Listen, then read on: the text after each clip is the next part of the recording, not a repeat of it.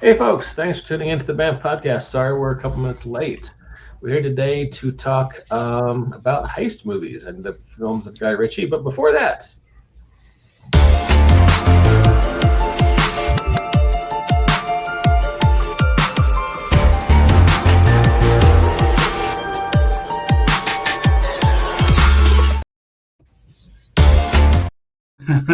sorry, I must have did it twice. And that contractually obligated musical introduction assures you this is a high quality podcast. Only the finest, ethically sourced, gluten free, geeky conversation for your podcast listening pleasure. And today we have return guest Chaz Kemp. Chaz Kemp of Shadowcat Magazine. Good to see you again, sir. Nice to be here. I am honored. Oh, it's great to have you. Shadowcatmagazine.com. You can check out what he's doing. It is cool stuff. Also, we have frequent co-host, Mr. Jacob Blackman. Jacob, how you doing? Doing well. Always a pleasure. Oh, it's good to have you here. Hey, I just realized we should probably talk about the California wildfire bundle. I agree. So, as you know, California is on fire now. And we have a bundle up on Drive Thru RPG with $400 worth of RPG PDFs, including With some of the stuff that was added today. It's over 500 now. People were adding stuff. Yep. Well, I hope that's okay because you're not actually supposed to add stuff after the bundle is up and going. But that's cool.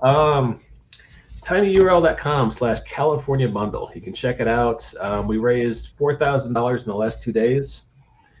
I love RPGs. I love geeks. I think it's important that sometimes we band together as a community and help each other. And this is a great way to do it. And it's a great way to help yourself while you're helping somebody else. It's over $500 of games for just $25. That's a hell of a deal. So one more time, tinyurl.com/California bundle. A lot of cool stuff in there. Books by Onyx Path, books by Pinnacle, literally Savage Worlds Adventure Edition's in there. The Day After Ragnarok is in there. Secret World for Savage Worlds is in there. Dude, just all kinds of cool stuff. So please check it out. It's it's good and it's good for you. So I will leave it at that. And we're here to talk about heist movies and Guy Ritchie. Huge Guy Ritchie fan. For a while, I used to watch Snatch and Lock, Stock, and Two Smoking Barrels obsessively, like once a week for years. And eventually, my wife broke me of this habit. And now we watch a lot of Fast and the Furious, so I might have gotten the worst end of the deal there. But there's a lot more to Guy Ritchie than just those two movies. He's done a lot of different films. Well, he did The Gentleman. He did The Bureau of Gentlemanly Warfare here very recently. Well, Jacob, since you spoke up, sir, what is your favorite movie by Mr. Guy Ritchie? Oh, that's going to be really difficult to nail down. Is it the one with Madonna? What was that? Is it the one with Madonna? No. What? The most recent one I've seen is, of course, the Ministry of Ungentlemanly Warfare. Before that, I was watching The Gentleman. But honestly, if I have to nail down a single Guy Ritchie film as my favorite, I have to go with The Man from U.N.C.L.E. Wow. Didn't realize that was Guy Ritchie. Okay. Mm-hmm. Yeah. Right, I just watched that again pretty recently, and I have to say I liked it better the second time. Yeah. Right, I haven't seen this movie. Tell me about it. The Man from U.N.C.L.E. is based on a spy drama series from the 1960s that used to have a lot of people who were cast members that eventually went over to the show Mission Impossible. You would see a lot of crossover cast in those shows, but the general idea of Man from U.N.C.L.E. is a conglomeration of spies from Russia, the United States, and England, all working together to stop threats who are working to destabilize the world major powers. Okay, cool. Yeah, I never saw this show, but I read some of the novels when I was a kid. Believe it or not. My grandparents had some of the old paperbacks. Remember when they used to do novels about TV shows? Oh, yes. back in the olden days. So Yeah. all right, so I know Henry Cavill is in this movie, Hmm. but that's all I know about this movie. So it's There's been also Armie Hammer is also in it. Hmm. And who else? Hugh Grant Yeah. is actually in it too. Hugh Grant is their handler. Yeah. Okay.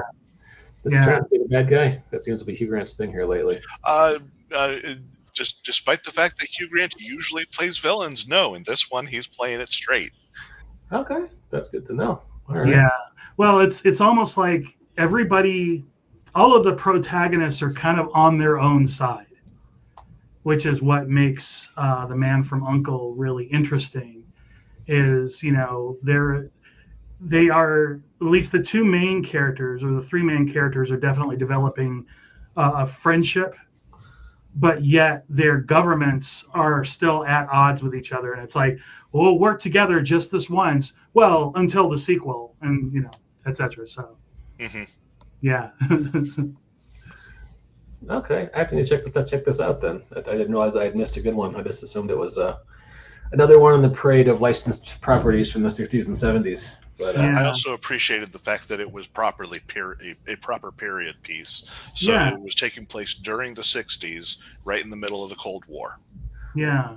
The thing, the interesting thing I really liked about it, watching it the second time through, was the fact that it was Guy Ritchie's kind of take on it, which meant that it's the 60s, and I've seen a lot of those old spy shows and stuff, but it was the 60s, but if everything was actually a little bit more realistic, and obviously like Guy Ritchie enjoys doing, everything is really kind of gritty. Even though they were kind of high society types, it was still really gritty, like people acted the way people actually act. Hmm. okay, that is pretty cool. Yeah. Chaz, would you say this is also your favorite Guy Ritchie movie, or do you have another one in mind? I have another one in mind, actually. I think so far my favorite is Lock, Stock, and Two Smoking Barrels. Good one. Yeah, it's just, I mean, it's his first. I try to find the kind of 15-minute prequel that he did before that led into Lock, Stock, and Two Smoking Barrels, but I was never able to find the actual video. I found one video in Russian, which they would have the dialogue in English, but then the Russian translator would talk over it. So, and it didn't have subtitles, so you have no idea what's going on, other than, well, it looks cool. But watching Lock, Stock, and Two Smoking Barrels, it's still, I don't know, it's still like the essence of Guy Ritchie. But I also really, really, really enjoyed Sherlock Holmes. Yeah. I didn't like the sequel so much, but I enjoyed the first one quite a bit. Yeah, the sequel was okay. It was okay. I don't know that it needed a sequel, to be honest. I mean, it's one of those things where it's like, boy, I'd really like to have that and take that and turn it into a television series or something, like a series on Netflix or something like that. To me, that would be really cool. But like a sequel as far as a movie, I don't know. I think he kind of said everything he needed to say in the first one, and probably could have just left it at that. So I could see that. It'd be nice to see Robert Downey Jr. in some kind of television work. But yeah, that would be cool. Yeah. So I always thought Watch Talking Two Smoking Barrels was kind of like pure Guy Ritchie. Mm-hmm. I mean, he's done a million things since then. Hell, he did that Jason Statham, The Wrath of Man, which was almost just a straightforward Jason Statham's salt of the earth, British working class guy, and somebody calls him. Yeah. And he's going to go even, and he's going to kick somebody by the end of the movie. But he's done a lot of things, but I always look at that one as like my platonic ideal of what I want from a Guy Ritchie movie. But Snatch was really good. You can quibble about Brad Pitt being Brad Pitt and pitting it up, but no, I like Brad Pitt. Brad Pitt's really, really good, and to see him in Snatch, I thought was, especially playing a pikey. I mean, come on. Yeah, that was awesome. There was a Snatch TV show. What? Yeah, I found it on iTunes. Short-lived, just 2 seasons. The guy who played God, who's Harry Potter's best friend? The guy who played Ron Weasley. Yeah.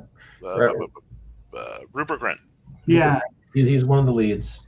The first few episodes are pretty good, but one of the great things I like about Guy Ritchie is that his dialogue is very tight, and it's clever, and exposition is minimal. You kind of have to figure shit out, or just go with the flow. And it's a modern streaming TV show. They got a lot of time to fill, so they explain things a lot, and didn't quite. He wasn't involved with the show at all. It was whoever had the rights for the movie did it, but. So let me ask you guys a question. You guys both do RPG stuff. Mm-hmm. I have written an adventure or two where I tried to frame it as a heist, but I always think it's kind of challenging because you got to balance. The players want to have a good time and do stuff, but if it's going to be a heist, it's really kind of a linear plot. You have to say to them, "You got to do this," and kind of go from there. Have you guys ever wrestled with that at all, or trying to do that at the gaming table?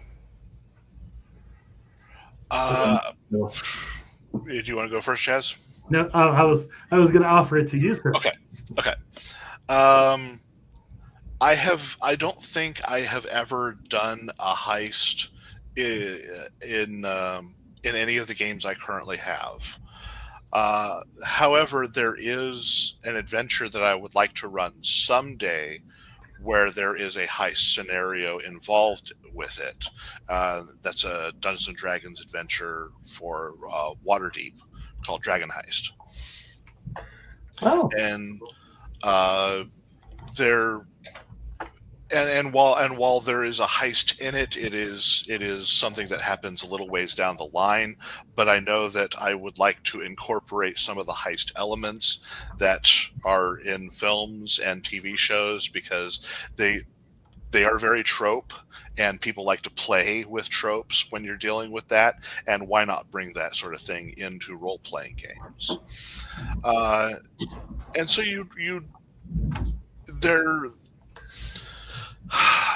the way you'd want to set this up is you would need to work with the players as the game master for, okay, what is your plan?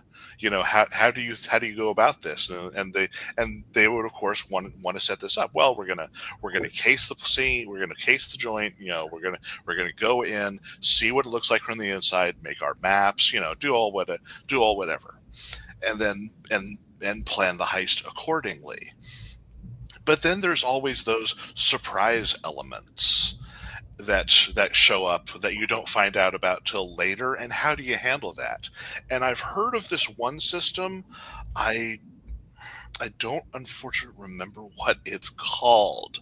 Blades in the Dark, maybe. Okay. If it's Blades in the Dark, that might be it. But it's like it lets you work.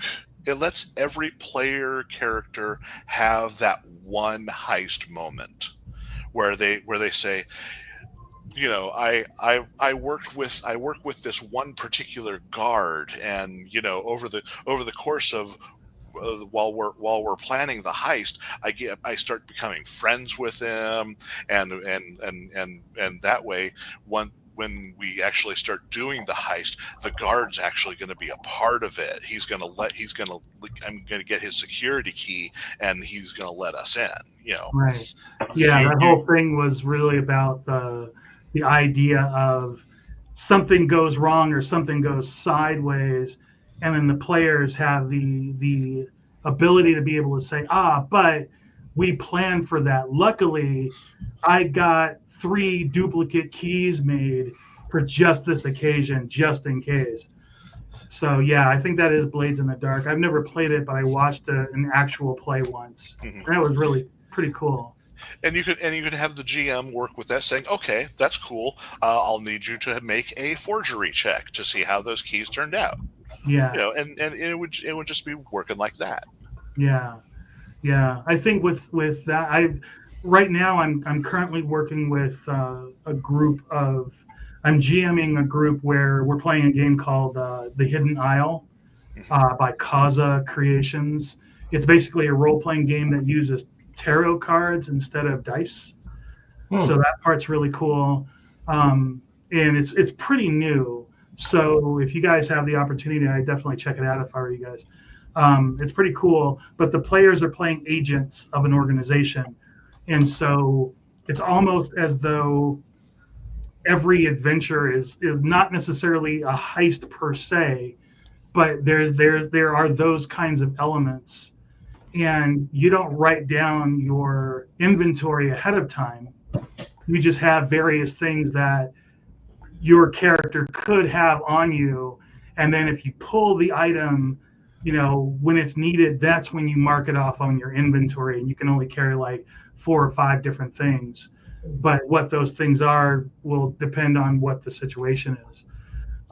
So that's pretty cool. And yeah, you're right, you could have the plot, and then you could say, okay, there are going to be things that are going to go sideways here.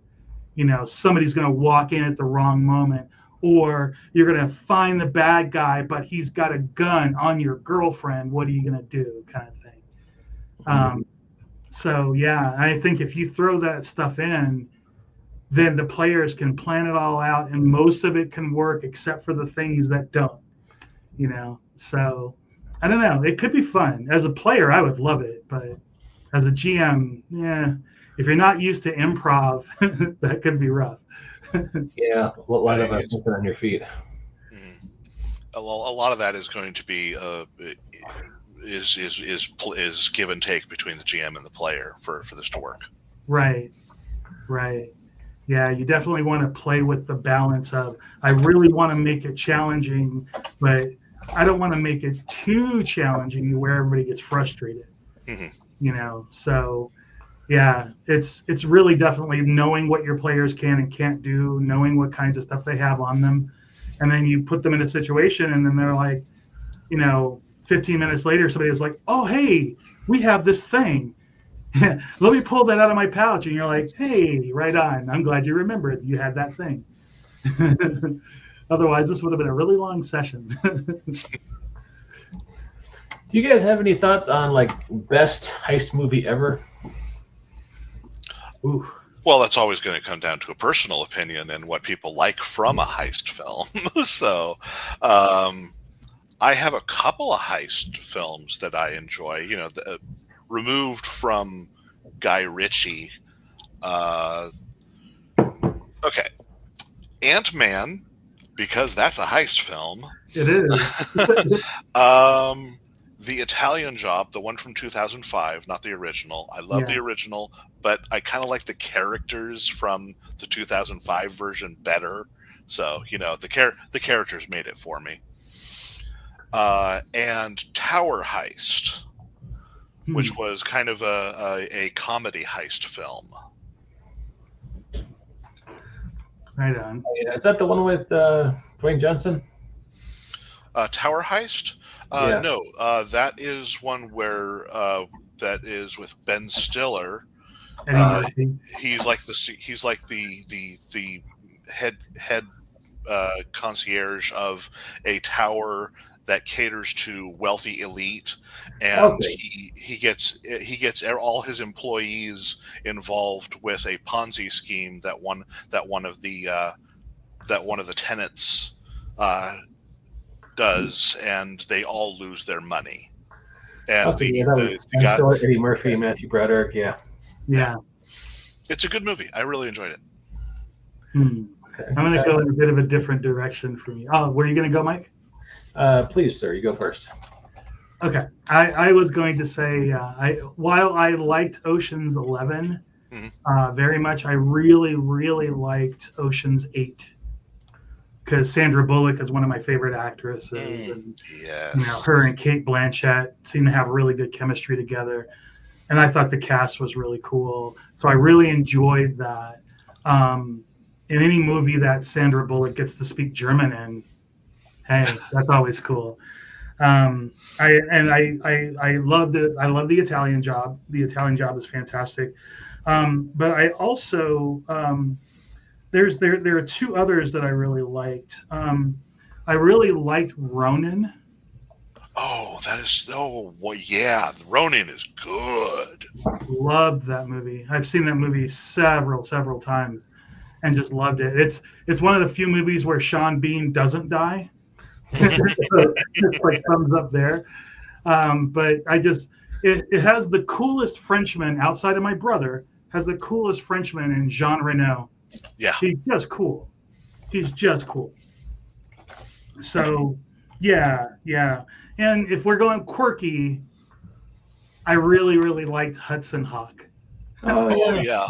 That movie is just a delight. It is panned by everyone except for the people who have actually seen it. The only people who panned it are people who wanted more Die Hard.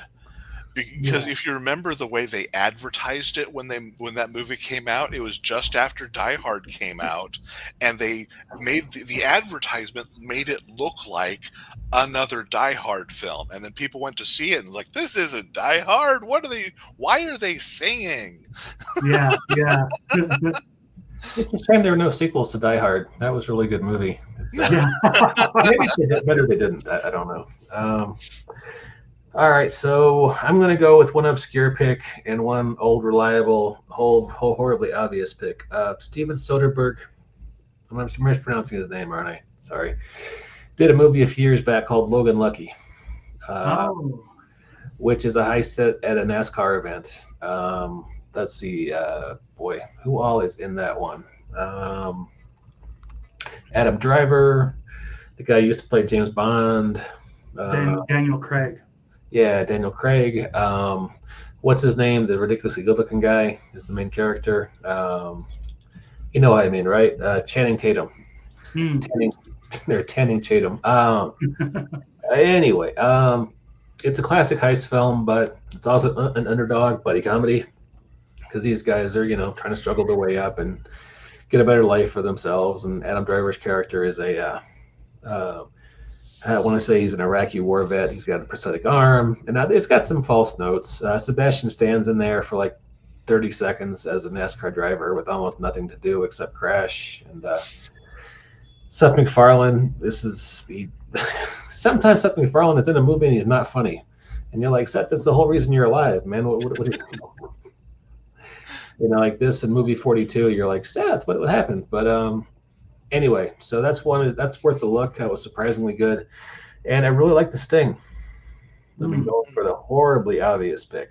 Redford and Paul Newman, the soundtrack, and I could also watch that movie all day. But I can't get my wife to watch older movies from the 60s or 70s because the pacing is kind of slow, and it's a very atmospheric movie. They kind of build this world of grifters and con artists, and it sort of feels lived in, and you kind of buy into a lot of the atmosphere. And so those will be my two picks.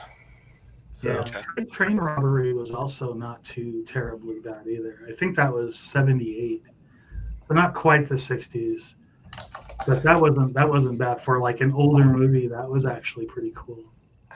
I haven't seen that one. I should see that. I think it's that Sean Connery and I think Michael Caine, maybe. It's been a while. It's been a really long time since I've seen it. That was 1963. Was it? No, hang on. Oh boy, they've covered this a lot. 1978, yeah, released in the US. That's a Great Train Robbery. There were a lot of movies and TV shows about that one, so it took me a second. But yeah, Sean Connery, Donald Sutherland. Donald Sutherland, that's it.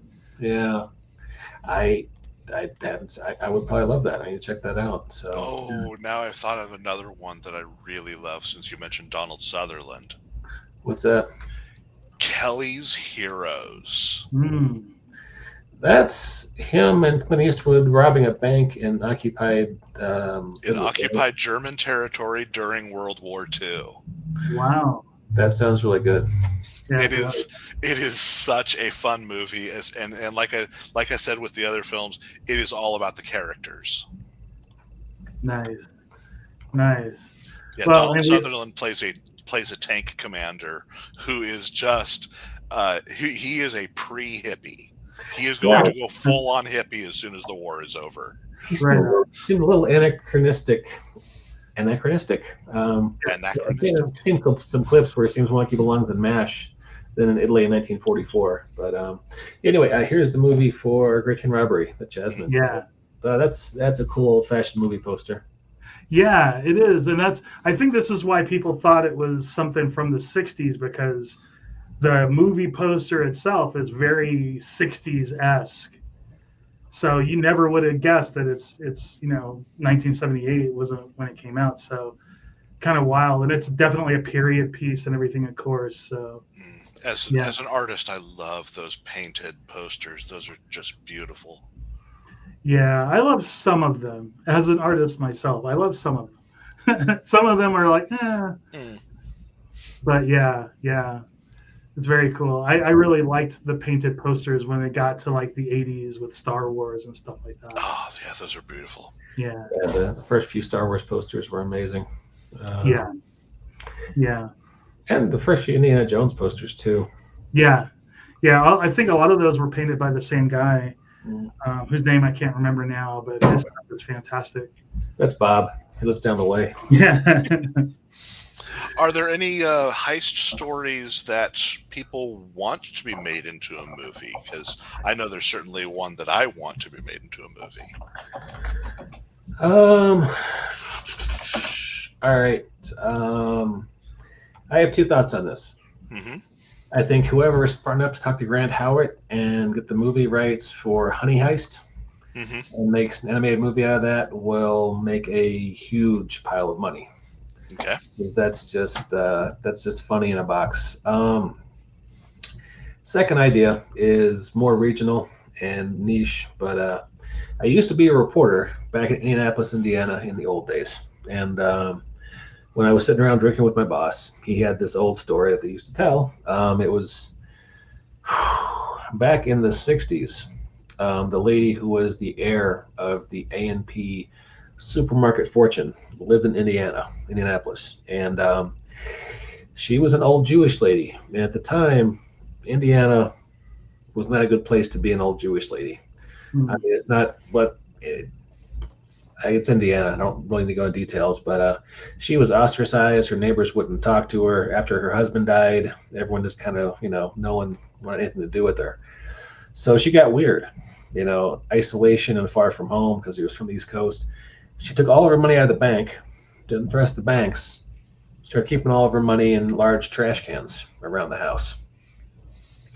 And that only works for so long until you call some handyman over to fix your windows or take care of your mice, and they see you have trash cans filled with millions of dollars just laying around your house, no one to guard up you and your cats. So anyway, some of the local idiots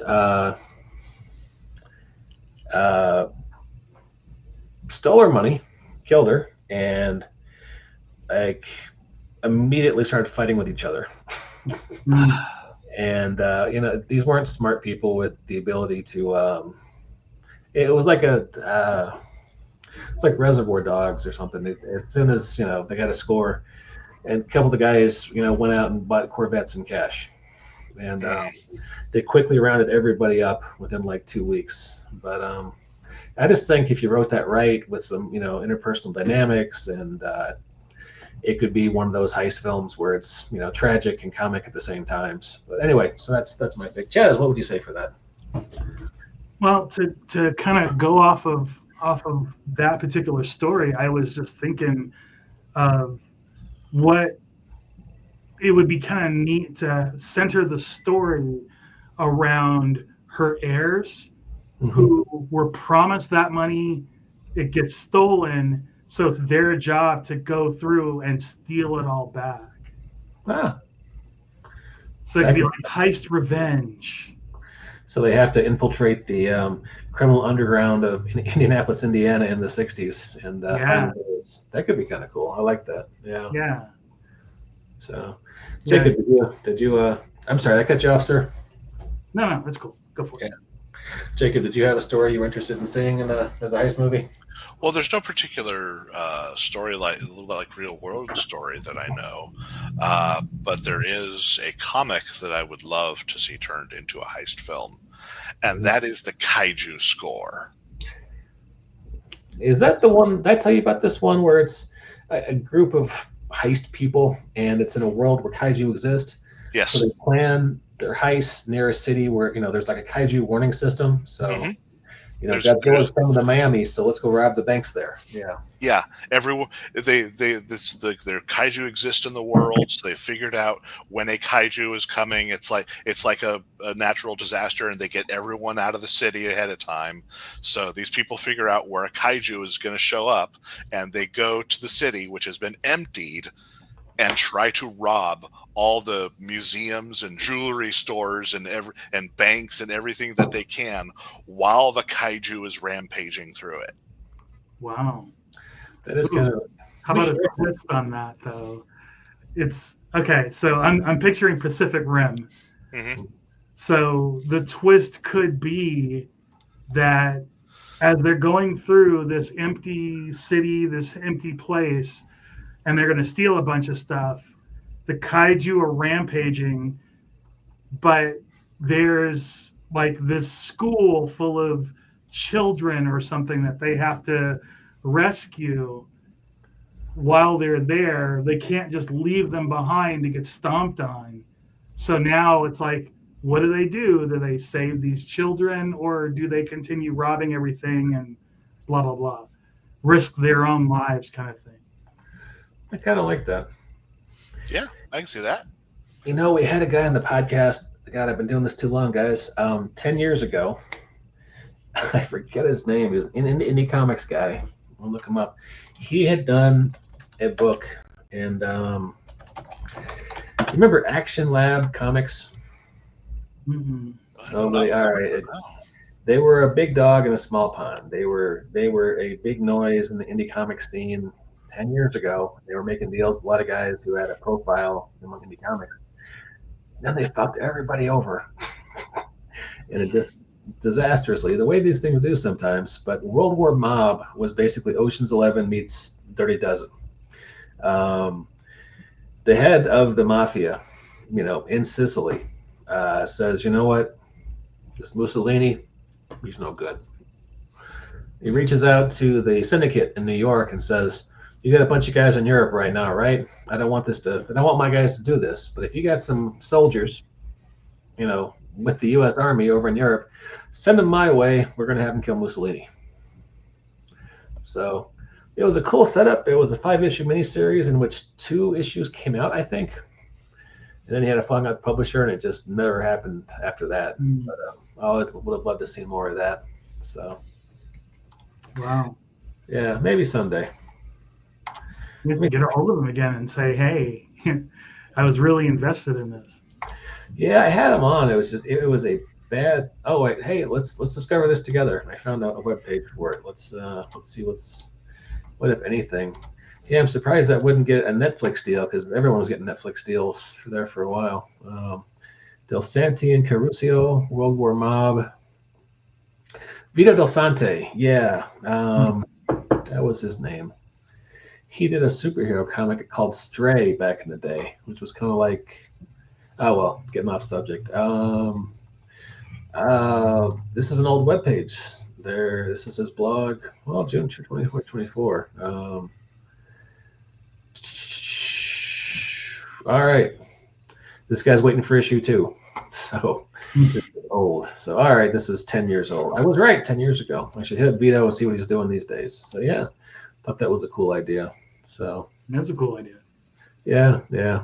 All right, guys, I need you to indulge me. I want to apologize. We have hit the shameless self-promotion portion of the evening. Can you forgive me for this? All right. Because I wrote a game. Well, actually, I wrote an adventure. This one's 5 years ago. It was after Captain America Winter Soldier came out, and there was a big fight scene on the helicarrier. And I was thinking to myself, helicarriers are a great location for adventures. And they don't really get used much in comics, because usually they just kind of hover in the background, or they seem to crash a lot in Marvel Comics. So I flipped the script. This is our Hydra analog, who we call it Nest. They have a helicarrier, and you find out you're a superhero in this adventure, and you find out they have a MacGuffin. They got a nuke, or they got an Ultron, or whatever they got, and you got to go get it. You got to sneak aboard the helicarrier and get it back from them, and then exfiltrate with everything. So That was actually one of my best selling adventures. I really enjoyed that one. And you can get the icons version right now, ladies and gentlemen. tinyurl.com/hellcarrier heist. It's less than $3 currently. So, it is out there. So that's my shameless self-promotion for the evening. Forgive me. Look at your cat. Nice. Cats are always welcome on the BAMF. That's right. Always welcome. So, well, guys, have we plumbed this subject as deeply as we can? Is this Oh, does Chaz have anything he wants to promote? I do, actually. Shadow Cat Magazine is very, very new this year. It's basically a GM's best friend, as it were. Every issue has 3 NPCs, 3 monsters, 3 items, and 3 places. Each entry has a D20 chart so that you can do things at random, and it's all system neutral. You just basically use whatever system you're using for whatever stats you need. And all of the art is done by me. So there's no AI or anything like that. You can go to shadowcatmagazine.com to get more details. And if you sign up for the newsletter and become one of Shadowcat's misfit menageries, you can get the a promo issue absolutely free. So you can check it out for free, try it out at your table. And if you like it, then you can start buying the issues.